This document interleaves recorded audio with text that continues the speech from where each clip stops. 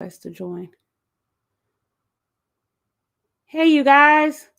This is Kenesha Tillman. I am here with Miss Amanda. Give me just a second. Figure out these technical difficulties. I thought we had gotten them all together, but you know, life is life.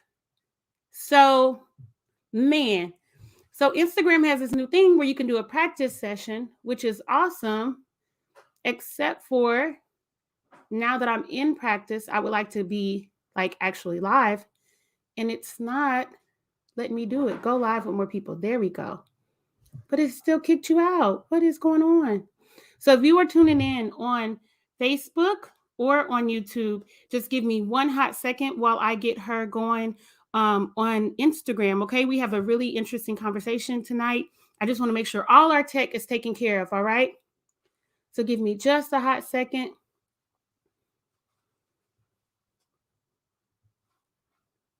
Really? Okay.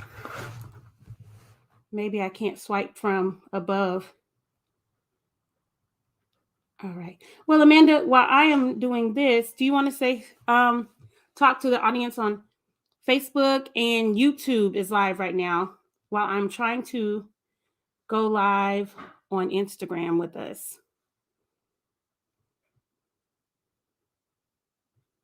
Oh, okay.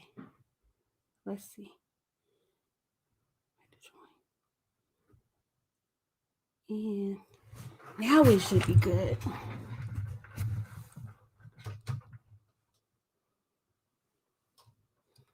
Hey, you guys. Sorry, you guys. Give me just a second to get Amanda on, and everybody's on YouTube and Facebook. I think we're almost there. So if you give us just a hot minute, I think all the tech is lining up. And if I cut her off, I'm sorry. So the way the tech works is our sound is going through the phone, so that way we don't get feedback. So I actually couldn't hear what she was just saying to you all on the computer. So I do see someone said hi. Hello, Facebook user. Thank you for being here with us. Amanda, do you see that it's live? Do you see the invite on Instagram?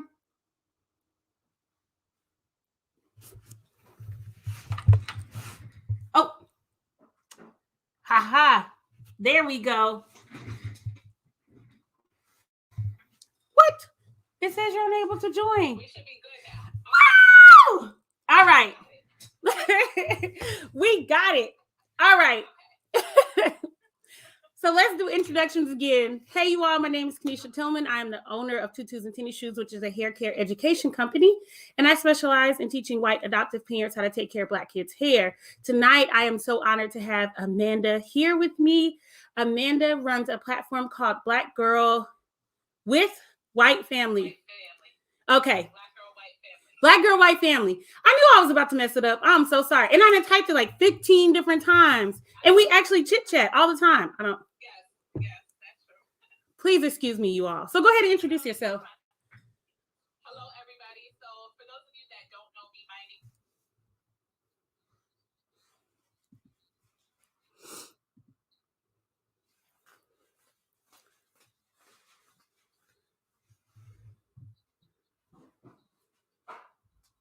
Oh, wait. I'm sorry. Hold on. Unmute yourself on the computer because they can't hear you. You just want to turn the sound down so it's not. Okay. Yeah, they can. Is it fine? Okay. All right. So I'm sorry, everybody. So again, my name is Amanda Mckinstry. I'm owner and creator of Black Girl White Family. So I was saying that originally this platform was created pretty much as a way just to vent. I was going through my own healing journey, and I really just stumbled upon the adoption community and really just found a whole world of people who I could really connect with and who could really understand how I was feeling. So that's literally how I created Black Girl White Family. It was literally by accident. It was me sharing my story, venting, like I said, being vulnerable, and really just sharing my lived experiences of how life was growing up in a white home. A little bit about myself. I was adopted at 3 days old into an Irish American, Italian American family. My parents also adopted a boy from New Mexico. So he was about a week old when they adopted him, and we're about a year, couple months apart. And really just my platform, I really try to educate and bring awareness, more so for the white adoptive parents, to let them know that adoption is more than just taking a child home and, happily ever after type of thing. There's a lot of work, there's a lot of commitment that go into raising a child out of your race. And that's something that I really want to bring awareness to. Um, I also mentor younger adoptees, and I have a platform open for older adult transracial adoptees that we really connect. We meet on Zoom calls. We really build really good connections, and find a lot of things that we have experienced that are very similar. Mhm. And it was very unique. It was really unique to meet with strangers, and you guys are able to really understand where each other's coming from based on your experiences of growing up in a white home. It So, sounds extremely therapeutic. of course. I mean, I feel like every day when I connect with other adult adoptees, it's therapeutic. It's healing. It's all a Wow. part of my healing, you know. And I definitely give thanks to the adoptees that I have connected with, because they have been a part of my healing journey. Definitely. Wow. And you were Mhm. part of theirs. That's wonderful. So you Yeah. came on. Oh, adoptee to adoption worker said, "Hi, Hey, ladies. Hey." boo!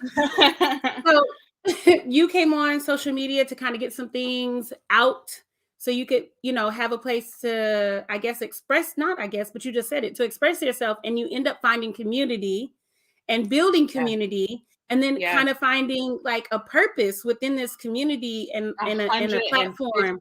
150%. Yes. That's And this was amazing. all, and I say purpose because I always believe that we go through things for a reason. And I Mhm. was the type of person who was like, why? Like, I don't understand. Why am I here? I don't understand. What are you trying to tell me? But Interesting. look, it really just happened by accident. And then this really just opened the door to say, like, this is where you need to be, and this is what you need to do. So I always say, like, my ministry is giving back to other adoptees who maybe are not at that same level that I'm at in their Mhm. healing journey, but just to be like, listen, I got you. I understand. I've been in those dark days.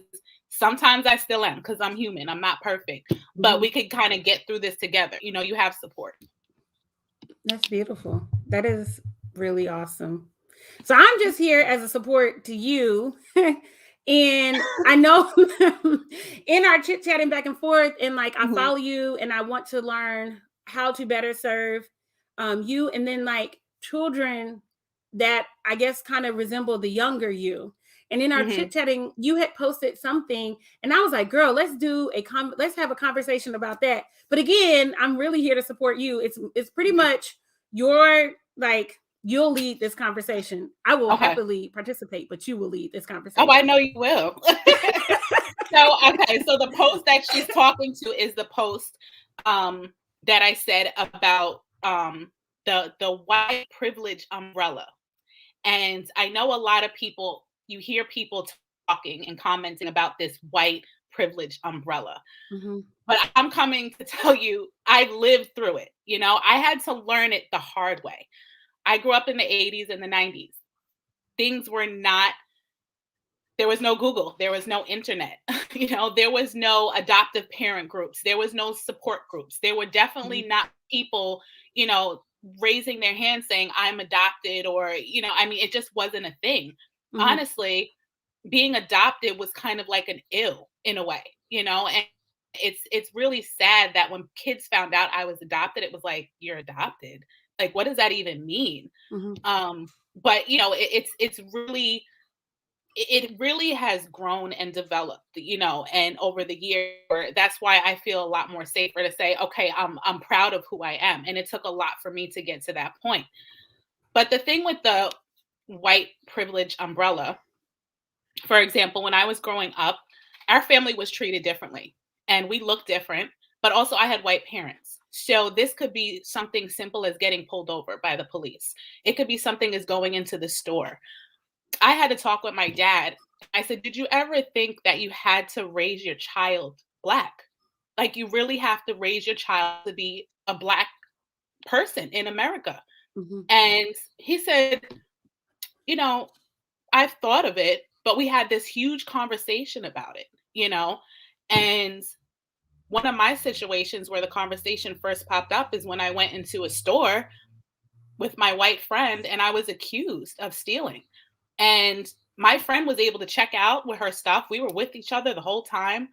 I was told to leave. I was told to leave, and I was told that they had me on camera stealing. And I said, well, let me see the tape. They Wow. said no. And if you don't leave, we're going to have to call the police. And I said, like what's going on? And it was just little things that I'm realizing, whether it was being with my white parents or me being with my white group of friends, how differently I was being treated. I was Wow. over their house. Their parents would say, you know what? My daughter's not allowed to hang out with your daughter anymore. And I was like, what? What do you mean? I mean, it's not anything that she's doing. I was very open with my mom. I told my mom everything. That's the problem. I told her everything, and I was like, I did this, I did that. I can't believe it. I would just have a Aw. guilty conscience. She knew that if I did something or if I was in trouble, I would tell her. So when a parent, a friend came and said, "Well, my kid can't hang out with your kid," I was like, "Well, why?" Mm-hmm. You know.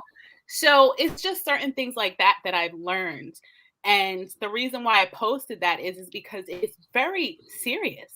I mean, raising a child out of your race it's not something to play around with. It's not something to broadcast and and that's a lot of problems that, adoptees have when they see parents doing that.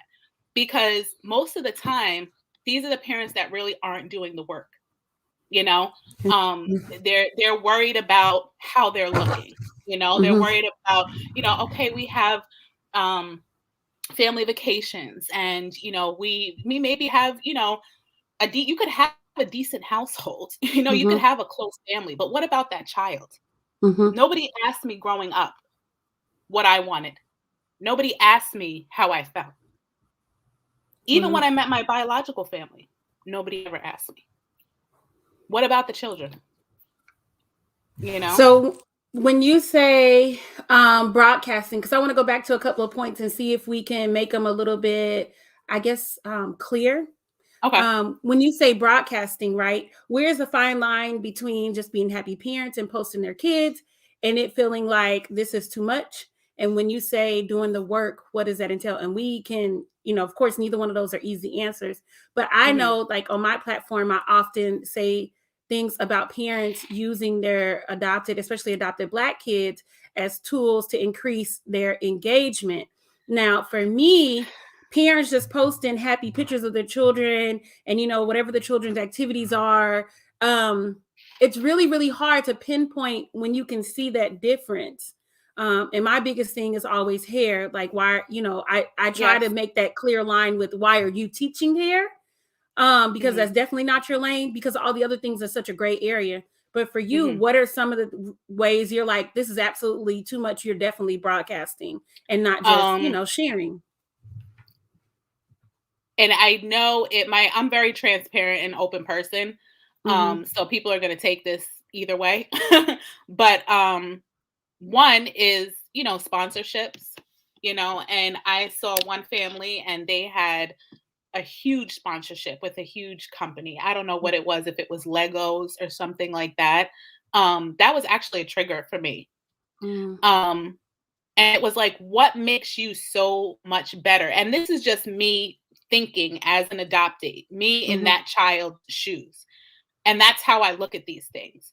Mm-hmm. So I'm thinking of myself, well, how would that child feel if they grew up and then they find out that their parents were being paid by this company to showcase their product or something like that? Like, what are you doing? Mm-hmm.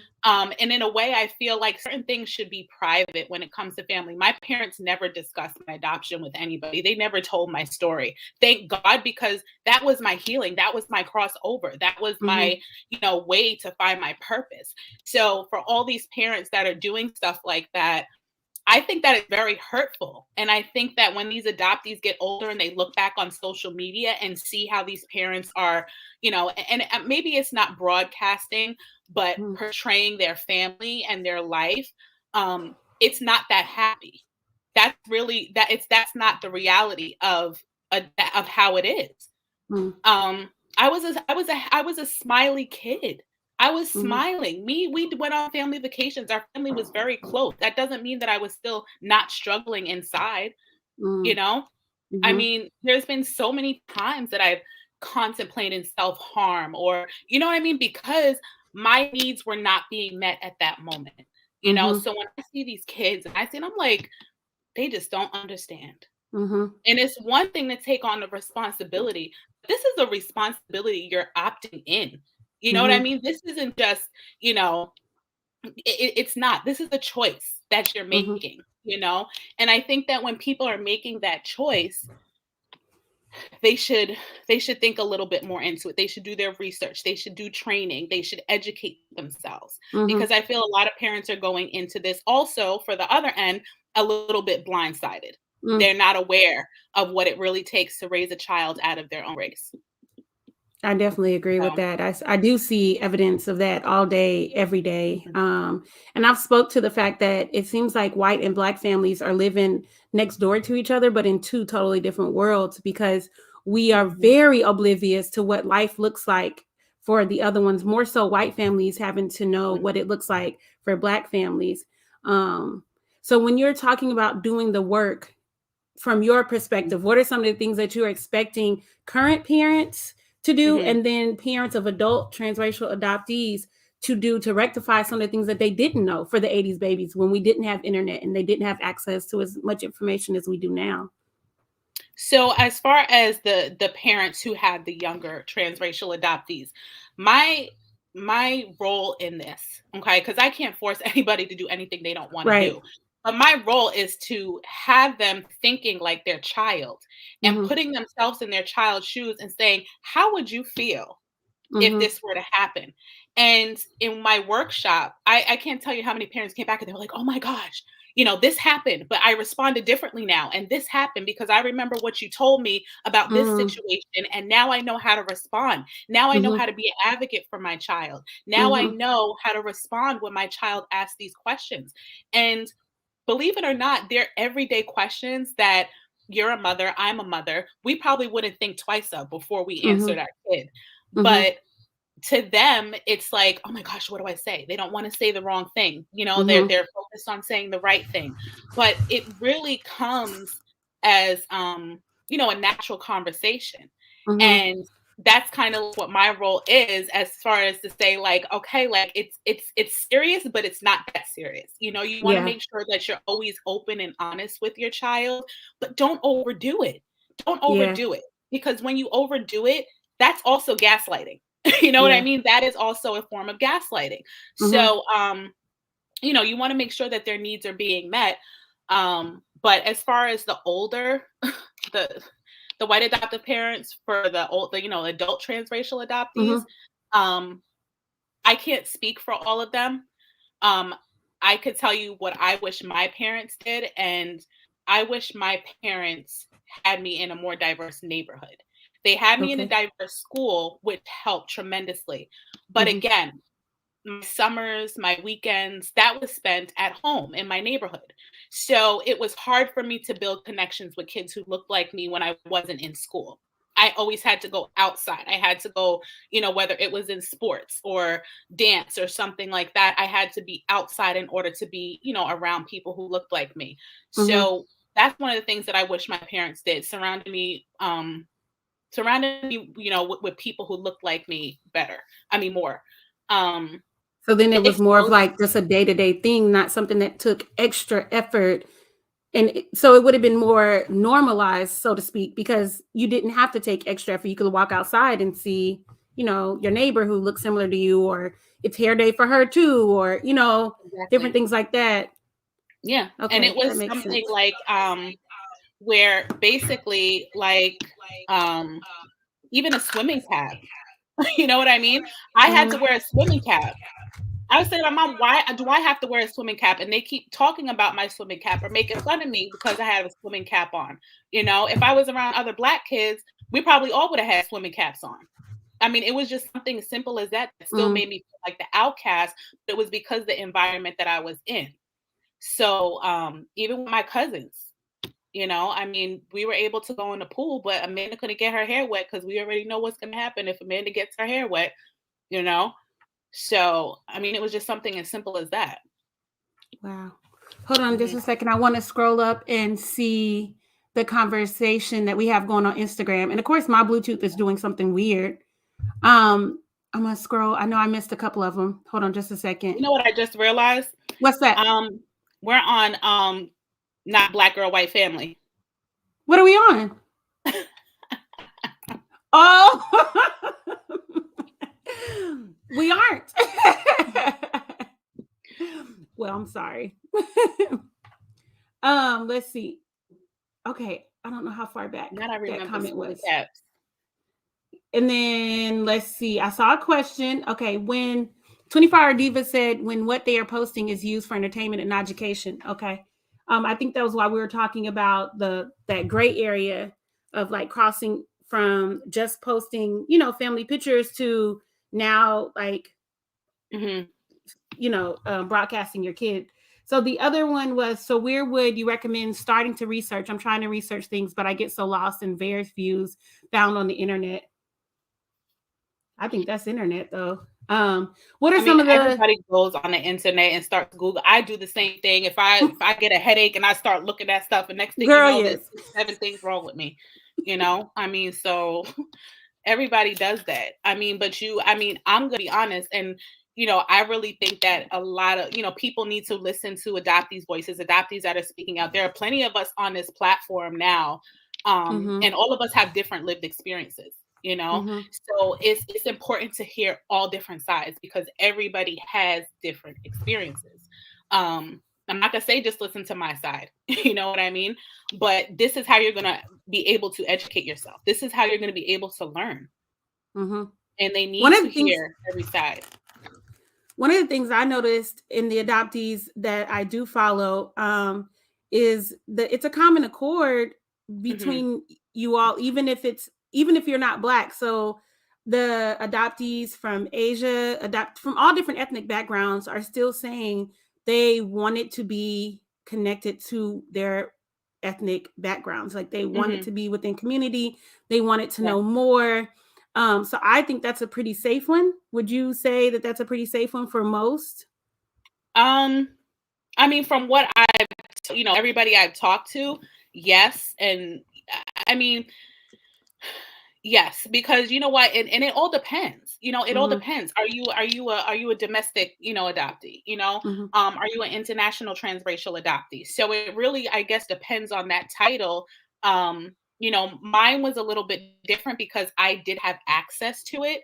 So it wasn't just, it was harder for me to get to until I got older, So I would say like some people cannot go to China, you know what I mean? Go to China or go to, Haiti or whatever to go, to be connected to their culture. It's just not that simple. You know what I mean? So I say mine is a little bit different. My family, is from New York. So that was a little bit different for me.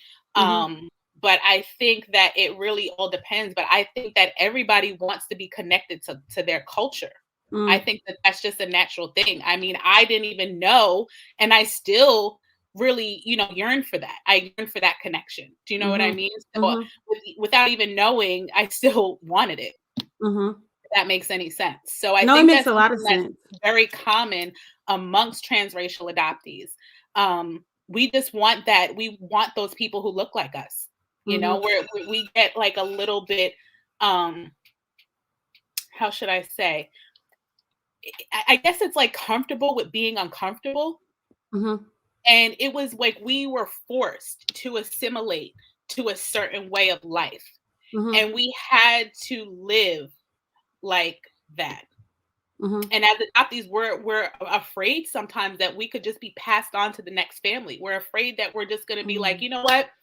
You're not what I thought it would be. Here you go. Especially the kids who have been in foster homes and been, passed around from home to home. So, I really think it depends on the person, but that's what a lot of us are afraid of. We don't want to upset people. Wow. That's a huge one. That hit when you said that really hits. I don't even know what to say after that one. That would be something really heavy to constantly have as a core fear, and just try to navigate life around it. So Yeah. when we're talking about the white umbrella, when did you start, or how did you start to find your own protection, because you realized that umbrella, their whiteness that had given them some privileges, was not also going to work for you? And like, how did your family start to adjust and help you come into Blackness and help you learn how to live in this world that unfortunately is very racialized, in your skin versus within their privileges? So, it was really about, see, one thing that my parents did is they let me explore. They Mm-hmm. let me explore my own racial identity. They let me make mistakes. They let me get into trouble. They let me, ask questions. They really did. And I feel like that Okay. was a huge part of me being able to come into my own. You Mm-hmm. know, they knew from very early on that that was not going to follow me. They just didn't have the tools to just say, okay, or to educate me and say, this is really how it is. Mm-hmm. But they also knew their place. I'm not the one to teach you about this. Mm-hmm. So, a little backstory. My mother was, I'm going to say, like, I was around 3 or 4 years old. And my mother used to go to the neighborhood supermarket. And there was another Black woman with two little Black girls that she used to always say hi to every time they went to the supermarket. And one day she stopped the woman and she said, "Excuse me." She said, "Do you mind helping me with my daughter's hair? Because I have no idea what I'm doing."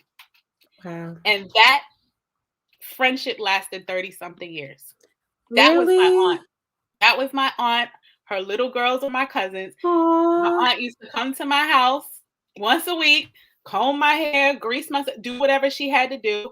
And I was able to talk to her and ask her questions. If my mother did not Wow. have the answer, call her on the phone. So my parents knew what they could and could not teach me.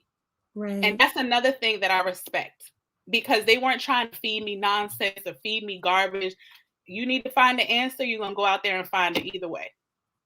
So that's how they allowed me to just come into my own, you know. Mm-hmm. Um, I was everywhere. I just love to be around people. I really did. I just love being around anywhere. So I mean, I had different groups of friends. I just had different groups of Yeah. friends. You know what I mean? And all of them had a special place in my heart. But it was like, you know, I mean, I was just Amanda. I was the black Amanda. That's it. You know what I mean? So but I really expected they gave me my space. You know what I mean? They didn't Mm-hmm. crowd me. They knew, I had good intentions. I had a job since I was 14. I made good decisions 95% of the time. I did. And if I didn't, then I would fix it. You know what I mean? Uh-huh. But really they gave me my space. They knew that they stayed in their lane. They still stay in their lane till this day. They But do. they had a lot of humility. I mean, at least in that story you just told. Hmm. As a parent, you become real self-conscious of your parenting. And so to have to stop a stranger and say, "Hey, I don't know what I'm doing. Can you help me?" I mean, we ask our friends and we ask our, people that are close to us. Hopefully we Hmm. have people close enough. But to have to stop a stranger and say, "I don't know what I'm doing," me looking at them, that took a lot of humility. And it was Oh actually yeah, kind of a brave move. of course. And then look at, it created a literally a lifelong friendship, because she It's passed away beautiful. a few years ago. But Oh. our families did a lot together. We did holidays. We used to go to church together, and just to have people like that who looked like me growing up, Mm-hmm. it was a beautiful thing. I couldn't, when they moved away when I was younger. And that was the hardest thing. I was like, no, Oh. no. But yeah, it was really good. And like I said, I commend my mom for doing that, because she does a lot of things that are out of the ordinary. And when she thinks she does it, she just does it, Mm-hmm. and now I look back and I'm like, well, thank you for doing that. I appreciate you doing that. Mm-hmm. Um, she didn't think that it was that big back then, but it was a lot. But that's also, what I say a lot on my page, making yourself uncomfortable so your child feels more comfortable. That's a perfect example of It her doing is. that. It She didn't know what is. that woman was going to say. And you know what she said when she asked her? She said, "I've been waiting for you to ask me that." What? So you never know. And like, even with my white adoptive Wow. parents, I tell them, I say, you don't know what the response is going to be. Of course, there Mhm. may be some rejection. Of course, people might look at you up and down because you walking around with black babies. But Mhm. the thing is that you never know unless you take that first step. But do it for, Mhm. if you're not going to do it for yourself, do it for your child. Because you Mhm. never know what that might get, what you might get in return. Like my I mom did. I definitely always try to encourage the parents that follow me to build community, to be open to building Hmm. community. And I try to use Yeah. tutus as a way to build community. Um, Hmm. so that because early on when I started tutus, a lot of the parents were discussing some of their barriers, right? And yes, Hmm. some of the barriers I do think is BS. We all know that. But Hmm. also there's some truth to like it being uncomfortable or, not really knowing where to start. And so I thought that if I could help open the doors for conversations like the ones we're having now, Hmm. or if I could introduce them to each other and help build community that maybe in some ways that would, change the trajectory for their children. And what your mother did right there is a prime example of it. She needed a village. And so Hmm. she asked a question and that turned into a lifelong friendship for your whole family, which is beautiful. Exactly. Exactly. And one of the things, like, I tell people, I said, I'm very open and transparent in my Mm-hmm. workshops, in my trainings, in my one-on-one sessions. And I leave the floor open. I said, if this is your chance to ask any question that you've been dying to ask or you felt uncomfortable to ask, please ask me right now. Because this Mm-hmm. might be your only opportunity. You know what I mean? And it's crazy because all these people have so many questions and so many things to say. And then when they're put on the Mm-hmm. spot, they're like, okay, am I going to say this the right way? And I said, listen, I'm giving you the opportunity. Ask it how you're going to ask it, Right. and I make that very clear because in order for me to help them, you have to really say what's on your mind. Say what's on your mind. Say what's bothering you, you I know? think doing it in So, that form is amazing because I mean, when we're as you know, we're on social media, we get all kind of comments, right? We get all oh, kind of inboxes. But when somebody is opening up to you and saying, "This is a learning space," I'm inviting you to take that chance to say it how mhm, you hear it and feel it, so then we can work on it. That is the best. That is the best exactly. time. Like that's the best opportunity. Exactly. And I tell them, and I'm very, and they might say, I say, I don't like it. I'm not telling you what to do. I don't like it. I don't think Mm-hmm. that's, I'm going to tell you why I don't like it.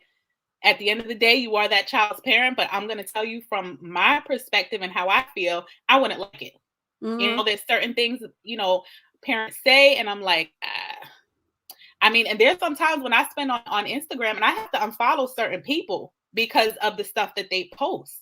And it is Girl. literally like re-traumatized. And I'm like, listen, I'm trying, I mean, granted, everybody has their own experience and stuff like that, but I Mm-hmm. want to, create that safe space, you know what I mean, where people could speak freely and we could have that healthy dialogue back and forth where Mm-hmm. people aren't going to go crazy. Because, like you said, I have people fighting under my posts sometimes, and I'm like, how are you? It says Amanda at the top. How are you going to come on my Instagram and start fighting with somebody on my Instagram? You know what I mean? And then all of a sudden, then you see people coming out of left field, like, wait a second, you know what I mean? I'm just like, listen, I can't deal with this. I don't argue back and forth on social media. But it has to be things, there's certain things that have to be addressed. And for the Mm-hmm. people who are willing to learn, willing to listen, and take the time to invest not only the time, the money, the effort into their children, I have no problem. I have no problem.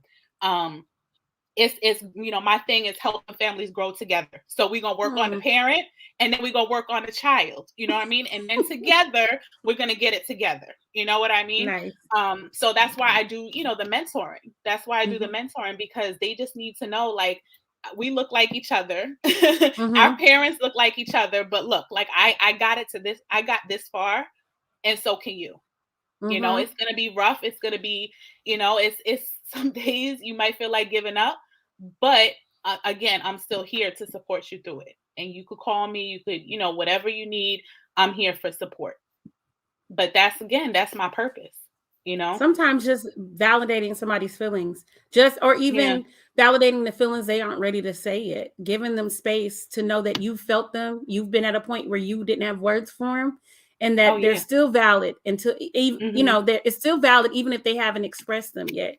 Yeah. Um, I think we need that as Definitely. humans in general. Like so many of these things that I see are gaps in the transracial adoption community. I feel like are Mhm. gaps in our humanity in general, but it becomes magnified in these families. And some of that is again community, having Mhm. space, having somebody to have empathy and somebody to be able to connect with you. Yes. Like we need that as a human, just in Yes. general. But then when you're in families like this, it becomes even more important, in my Yeah. opinion. And I I can't was tell you what a, a relief it was to be able to talk to other Black women who were just like me. And wow. we built community with each other. And I don't know if you're following Bay Women, Black adopted empowered women, but yeah, but we're really trying to get the community with, just to show people like this is what it's all about, and I really made some amazing friendships through this whole process. Like they're Wow. my girls, and it's we met through this community, but we could all relate and understand to how life was growing up, you know. Um, so I mean it's a beautiful thing. It really is. 24-hour diva agreed, magnified in these communities. That's my girl. Hey So boo. so let us know. I know on Instagram we are on a different account, but let us know your other account. So yeah, so this actually, because we were having the technical difficulties, we had to go Mm-hmm. on my personal account, but my the account where you must see all the stuff is, The good stuff. the good stuff is Black Girl White Family. And also you could also see my website and my services at blackgirlwhitefamily.com. I have a Facebook group. I'm going to try to get Clubhouse together one of these days. Girl, let me know when you do and then teach me. I mean, I'm on there and I listen, but like I'll hosting do one, I still have anything. not. I'm still trying to figure out that whole thing, but I do want to use it. I do want to Yeah. use it. But yeah, so I mean, for everybody, you could definitely, my email's in there. Contact me. Um, share my posts. If you could relate to something. 24-hour diva, can you do us a favor? Can you tag her other page so it's in the comment stream?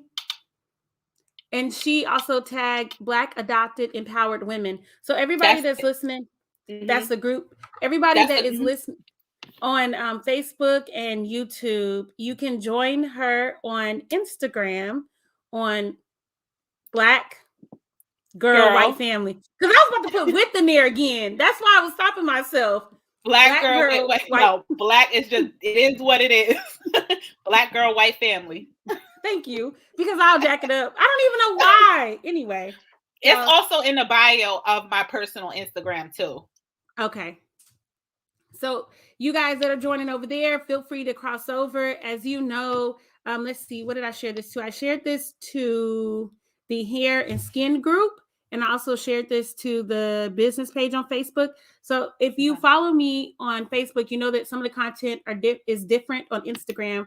You can join in this conversation in either platform. But if you go over to Instagram, you can find her on Black Girl White Family.